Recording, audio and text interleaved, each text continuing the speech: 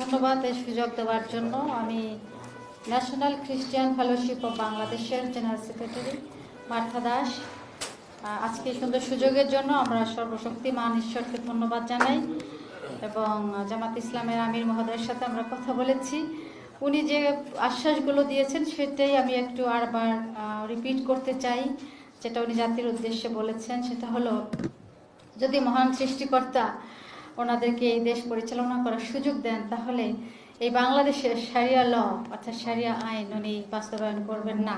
এটা আমাদের জন্য খুব ভালো বিষয় ছিল।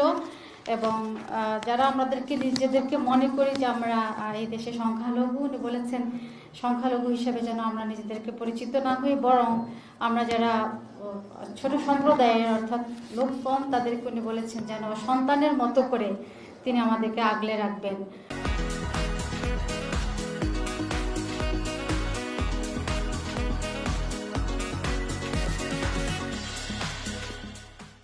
তো এইটাই যেন প্রচলিত থাকে, যদি মহান সৃষ্টিকর্তা ওনাদেরকে দেশে দেশ পরিচালনা করার সুযোগ দেন। আমি সকলের মঙ্গল কামনা করি। ধন্যবাদ।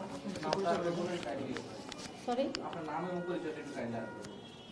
আমার নাম মার্থা দাস। আমি ন্যাশনাল খ্রিস্টিয়ান ফেলোশিপ অব বাংলাদেশের জেনারেল সেক্রেটারি। Thank you. সবাইকে শুভ সন্ধ্যা। আমি রেভারেন্ড বনি বারই, পুরোহিত, বাংলাদেশ ইভাঞ্জেলিক্যাল রিভাইভাল চার্চ।